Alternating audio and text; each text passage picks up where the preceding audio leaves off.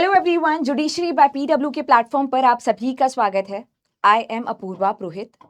आज के सेशन में सुप्रीम कोर्ट के एक रीसेंट लैंडमार्क केस के बारे में बात करने वाला है। ये केस आपके लिए एग्जाम पॉइंट ऑफ व्यू से, नॉलेज पॉइंट ऑफ व्यू से, दोनों तरीके से इंपॉर्टेंट रहने वाला है। इस पर्टिकुलर केस में काफी सारी गाइडलाइंस इशू की गई सुप्रीम कोर्ट के द्वारा वकीलों के लिए। और अगर हम बात करें गाइडलाइंस के संबंध में रही है, तो क्या कोई इन्वेस्टिगेटिव एजेंसी या पुलिस ऑफिसर एक वकील को समन कर सकता है या नहीं कर सकता है, अगर कर सकता है तो किन सिचुएशन में अलाउ किया जाएगा। इसके अलावा प्रिविलेज कम्युनिकेशन क्या होता है, उसके क्या एक्सेप्शन हो सकते हैं। क्या एक वकील को कहा जा सकता है कि जो क्लाइंट ने आपको डॉक्यूमेंट सबमिट किया है उसको लाके कोर्ट में सबमिट करो। क्या इन हाउस काउंसिल भी एक एडवोकेट की कैटेगरी में फॉल करता है क्या। बहुत सारे इस प्रकार के सवाल थे जो कि कॉन्क्रीटली डिसाइड नहीं किए गए थे। लेकिन यहाँ पे इस पर्टिकुलर केस में सुप्रीम कोर्ट ने इन सारी चीजों के ऊपर फुल स्टॉप लगाया है और गाइडलाइंस के थ्रू सब चीजों में क्लैरिटी दे दी है। तो ये केस आपके लिए बहुत ज्यादा इंपॉर्टेंट रहने वाला है, अगर आप एडवोकेट हो तब भी, और अगर आप जुडिशरी या कोई भी एग्जाम की प्रिपरेशन करो जिसमें लॉ एक सब्जेक्ट रहता है, तब भी ये जजमेंट आपके लिए सुप्रीमली इंपॉर्टेंट रहेगा। तो केस का नाम देखो, यहाँ पे लंबा चौड़ा है तो मैं थोड़ा सा साइड होंगी जिससे कि आप प्रॉपरली पढ़ लो। In re summoning advocates who give legal opinion और represent parties during investigation of cases and related issues, case का नाम है। CJI B R Gavai, justice K Vinod Chandran and justice NV Anjaria की बेंच है। तो अगर आप लोग को थोड़ी क्लैरिटी नहीं मिल रही है नाम से, क्योंकि यहाँ पे कोई वर्सेस या कोई दो पार्टीज का नाम तो मेंशन ही नहीं है और इन री मेंशन किया गया, तो मैं बता दूं ये इन री का मतलब है इन रेफरेंस। अभी आप बैकग्राउंड सुनोगे तो आपको ये कॉन्टेक्स्ट समझ में आएगा। तो बैकग्राउंड की बात करें तो आज से 2 महीने पहले इन्फोर्समेंट डायरेक्टरेट ने सुप्रीम कोर्ट के 2 सीनियर एडवोकेट्स के ऊपर समन सर्व किया था, जिसके बाद में सुप्रीम कोर्ट में काफी सारे प्रोटेस्ट होते हैं, बार एसोसिएशन में बहुत ज्यादा प्रोटेस्ट होते हैं, और इन सारे प्रोटेस्ट को देखते हुए ईडी जो है अपने दोनों ही समन्स को विड्रॉ कर लेती है। विड्रॉ करने के साथ साथ में माफी भी मांगती है, सर्कुलर भी इशू करती है और ये कहती है कि आगे से इस प्रकार के समन्स नहीं सर्व किए जाएंगे किसी भी एडवोकेट के ऊपर। इसके अलावा ईडी के द्वारा एक्स पर भी, जो प्लेटफॉर्म एक्स है, वहां पे भी इस चीज का क्लैरिफिकेशन दिया जाता है। साथ ही साथ कहा जाता है कि अगर एक्सेप्शन में मामला आ रहा होगा, मतलब कुछ चीजें एक्सेप्शन होती है जहां पे समन सर्व कर सकते हैं, वहां पे भी हम लोग अपने सुपीरियर ऑफिसर से परमिशन लेने के बाद, अप्रूवल लेने के बाद ही आपके ऊपर समन सर्व करेंगे, वकीलों के ऊपर समन सर्व करेंगे। अब ये सारी चीजें हैं क्यों क्यों वकीलों पे समन सर्व नहीं कर सकते हैं, क्या है पूरा मुद्दा। तो देखो, फॉर द बिगनर्स समन क्या होता है। समन होता है कोर्ट का या किसी भी इन्वेस्टिगेटिव अथॉरिटी का एक नोटिस कि आप हमारे सामने प्रेजेंट हो। तो प्रेजेंट होने का एक नोटिस एक तरीके से। अब इन्वेस्टिगेटिव एजेंसी अगर वकील को कर देगी तो दिक्कत क्या होगी, दिक्कत क्या होगी उसके बारे में बात करने के लिए आपको सेक्शन 132 भारतीय साक्षी अधिनियम में एंटर करना पड़ेगा। तो एक बार उसको भी देख लेते हैं जिससे कि आपको थोड़ी क्लैरिटी मिल जाए। तो 132 के अंदर आपके प्रोफेशनल कम्युनिकेशन के बारे में बात कर रखी है, और यहाँ पे स्पष्ट किया हुआ है कि कोई भी एडवोकेट और क्लाइंट के बीच में जो कम्युनिकेशन है वो प्रोफेशनल कम्युनिकेशन के अंदर आता है, प्रिविलेज कम्युनिकेशन के अंदर आता है। यानी कि एडवोकेट क्लाइंट ने क्या बताया वो किसी भी और पर्सन को जाके इसके बारे में इंफॉर्मेशन नहीं दे सकता है।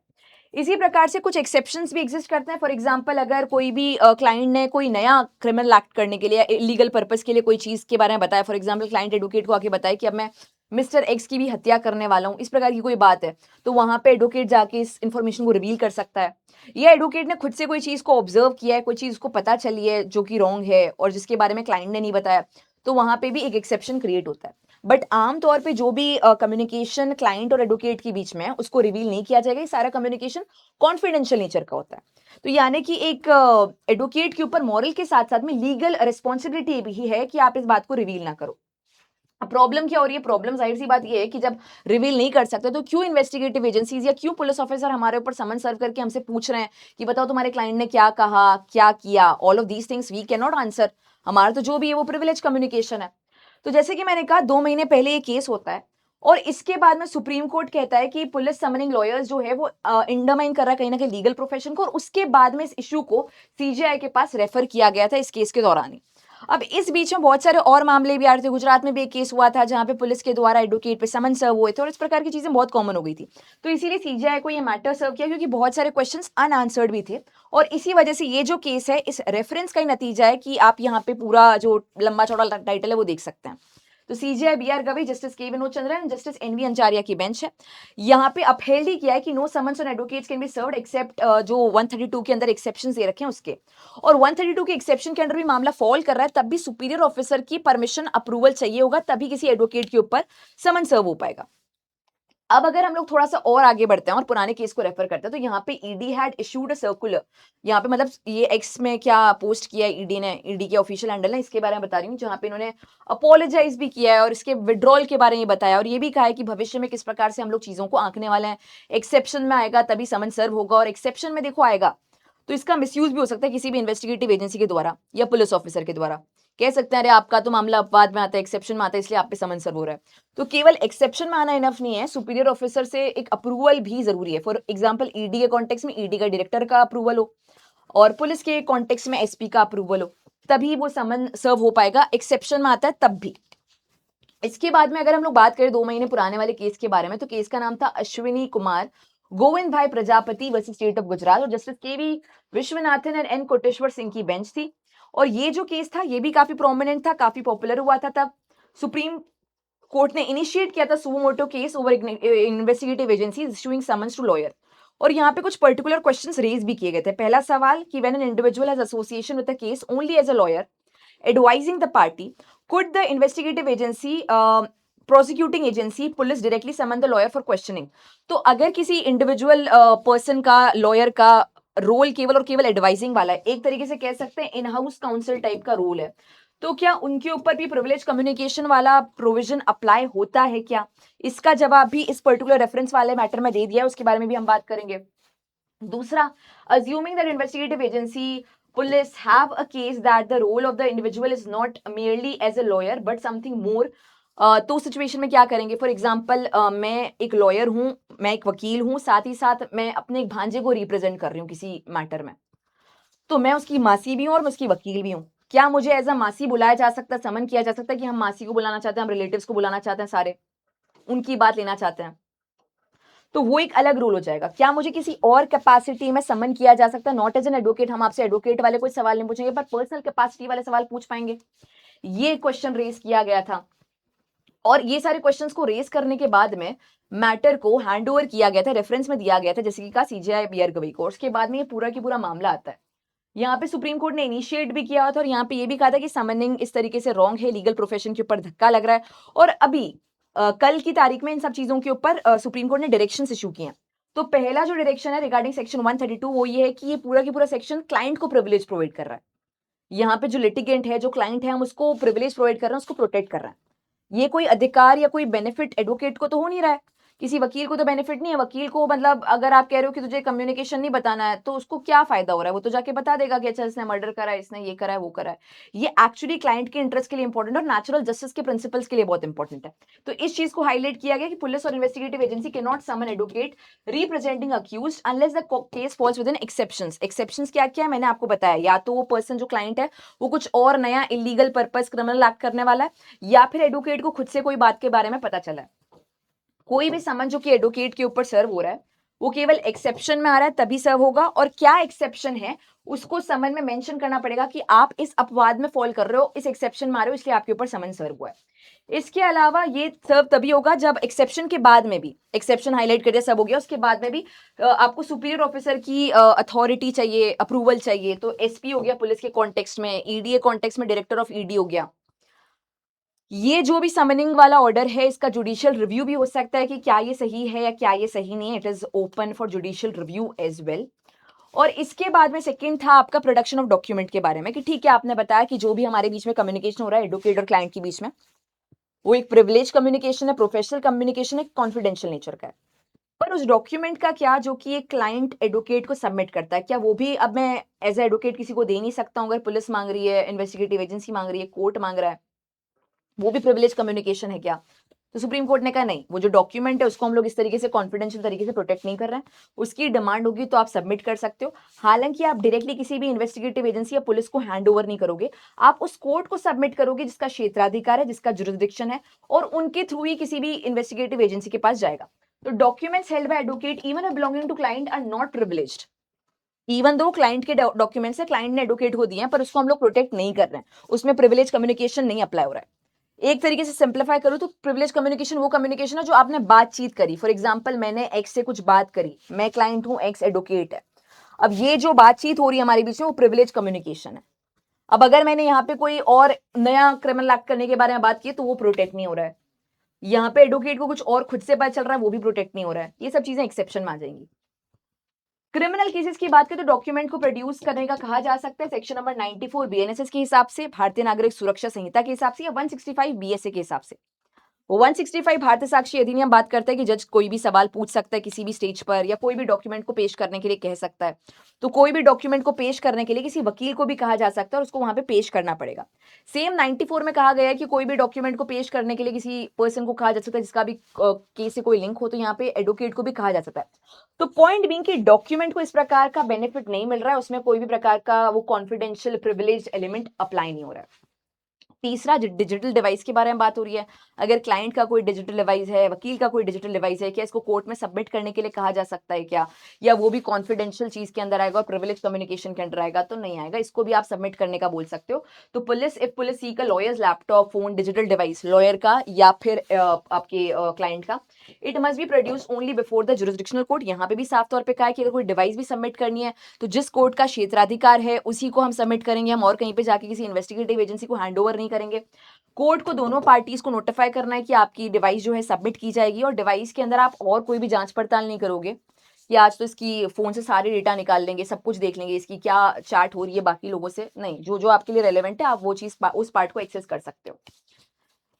इसके अलावा एक और सवाल जो कि यहाँ पे रेस किया गया था, इन हाउस काउंसिल और एक एम्प्लॉयर के बीच में जो रिश्ता है, क्या वो भी प्रिविलेज कम्युनिकेशन के अंडर आएगा? उनकी कम्युनिकेशन की बातें, जिनको पता नहीं है इन हाउस काउंसिल क्या है, तो कोई भी ऑर्गेनाइजेशन का अपना एक तरीके से लीगल एडवाइजर हो सकता है। अब ये पर्सन जो होता है ना, वो एक तरीके से एम्प्लॉई बोल लो उसको। जैसे आमतौर पे आप एक वकील को हायर करते हो, वो एक आउटसाइड पर्सन होता है, वो आपके इस पर्टिकुलर ऑर्गेनाइजेशन का पार्ट नहीं है।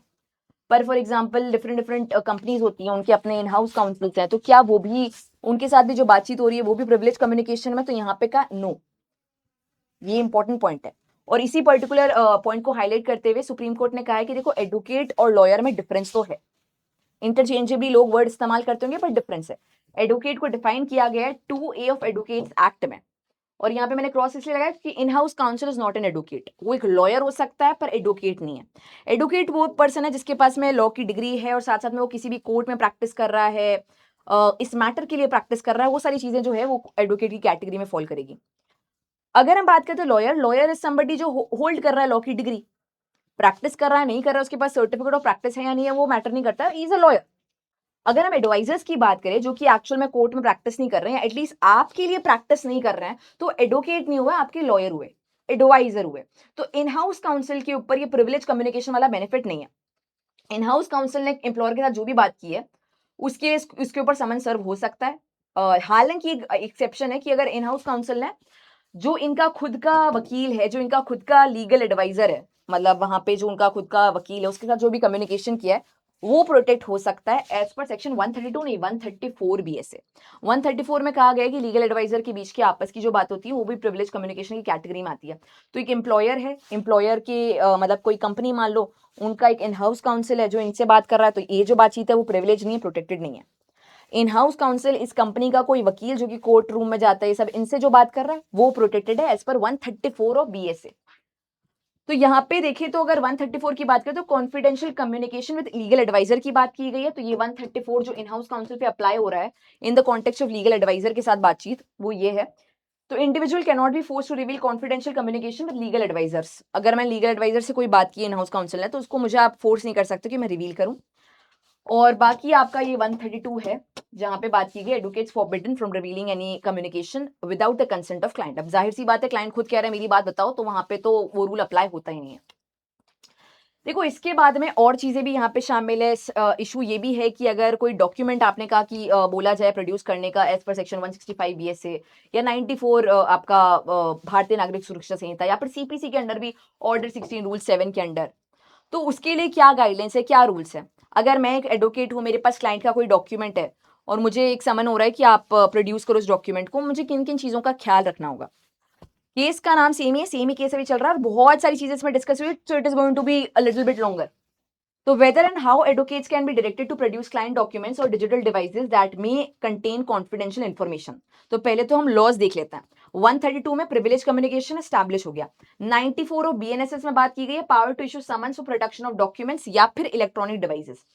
ऑर्डर 16 रूल 7 जो है सिविल मामलों के लिए, ठीक है, ये सिविल केसेस के लिए। और अगर हम बात करें तो 94 जो है आपका क्रिमिनल केसेस के लिए, और जो आपका बीएसए का है बोथ के लिए, यानी कि सिविल और क्रिमिनल दोनों पे अप्लाई होगा। खैर सीपीसी में ऑर्डर 16 रूल 7 में बात की गई है procedure for production of document by witness in civil cases. 165 में कोर्ट्स की पावर, मतलब जजेस की पावर कि कोई भी सवाल पूछ लें, कोई भी डॉक्यूमेंट की डिस्कवरी के लिए बोल दें, प्रोडक्शन के लिए बोल दें एट एनी स्टेज। अब यहाँ पे बात हो रही है कि अच्छा कैसे डॉक्यूमेंट पेश होगा, कब नहीं होगा। तो clients documents with an advocate are not protected under 132, ये तो हम देख ही चुके हैं, वो प्रिविलेज कम्युनिकेशन के अंडर नहीं आ रहा है। क्रिमिनल केस को आप क्रिमिनल केस के मामले में डॉक्यूमेंट को प्रोड्यूस करोगे 94 बीएनएसएस के हिसाब से एंड 165 बीएसए के हिसाब से। सिविल को आप सबमिट करोगे 165 बीएसए के हिसाब से, ऑर्डर 16 रूल 7 सीपीसी के हिसाब से। डिजिटल डिवाइस जो है जुरिसडिक्शनल कोर्ट के सामने ही सबमिट करोगे और किसी को नहीं करोगे। Court must give notice to client and hear both side before doing all of this. Notice तो एक बार आपको देना ही पड़ेगा, शो कॉज नोटिस की बात करें, एटलीस्ट इन्फॉर्मेशन के पॉइंट ऑफ व्यू से बात करें। If objection rejected, device examined in the presence of advocate and client with digital expert if needed। अगर मान लो कोई पर्सन ऑब्जेक्ट कर रहा है और उस ऑब्जेक्शन को रिजेक्ट कर दिया कि नहीं नहीं, मतलब मेरी डिवाइस मत लो, कोर्ट ने कहा हट, नहीं सुन रहा मैं, तो इस सिचुएशन के अंदर डिवाइस को एग्जामिन किया जाएगा, एडवोकेट भी प्रेजेंट रहेगा, डिजिटल एक्सपर्ट भी वहां पे मौजूद रहेगा, उनके सामने ही डिवाइस को एग्जामिन करेंगे। अदरवाइज बहुत सारा कॉन्फिडेंशियल डेटा होता है हर किसी की डिवाइस में, आप ऐसे ही सबमिट नहीं कर सकते हो। बाकी का जो डेटा है वो कॉन्फिडेंशियली रहेगा, ऐसा तो नहीं है कि आप उसको देख के आप कहोगे कि इसने और क्या क्या अपनी लाइफ में कर रखा है, you are not going to go into it. Advocates can be summoned only under section 132 BSA के exceptions, exception is the keyword. इसके अलावा समनिंग नहीं होगी किसी भी इन्वेस्टिगेटिव एजेंसी के द्वारा, पुलिस के द्वारा। जो चीजें बहुत कॉमन हो रही थी उसके ऊपर सुप्रीम कोर्ट ने फुल स्टॉप लगा दिया है। और अगर एक्सेप्शन में मामला फॉल भी करा तो एसपी लेवल अप्रूवल नीडेड, अगर पुलिस है और अगर ईडी है तो ईडी का डायरेक्टर, इसी प्रकार से कोई भी इन्वेस्टिगेटिव एजेंसी, उनमें जो भी सुपीरियर ऑफिसर है उनका अप्रूवल होना चाहिए, अपवाद में आते हो तब भी। तो ये सारे डायरेक्शंस को भी इशू किया गया है। एंड ये जो केस है आज हम लोगों ने मॉर्निंग में डेली लीगल करंट अफेयर में डिस्कस किया था, बट काफी सारे एस्पेक्ट्स थे जो मुझे टच करने थे। पुराना जो गोविंद भाई वाला केस था उसको बताना था, एडवोकेट्स एक्ट में एडवोकेट की डेफिनेशन बतानी थी, और एडवोकेट और लॉयर में क्या डिफरेंस है उसके बारे में बात करनी थी, और इन गाइडलाइंस को एक बार प्रॉपर तरीके से भी डिस्कस करना था with proper time and with fluency. तो इस वजह से ये सेशन में लेकर आई हूँ। बाकी 9 AM पर सुबह मंडे से सैटरडे हमारी डेली लीगल करंट अफेयर की क्लास होती है, जहाँ पे हम लोग हर दिन हर सेशन में डिफरेंट लीगल अपडेट्स को डिस्कस करते हैं, जो भी पूरे दिन में हुआ है उसके हिसाब से। एंड या that is it today's session. अगर आपका कोई भी डाउट हो, कोई भी क्वेरी हो, आप कमेंट में लीव कर सकते हो, और अगर आपको कोई और ओपिनियन है तो उसको भी कमेंट में लीव कर सकते हैं। Thank you so much for joining in.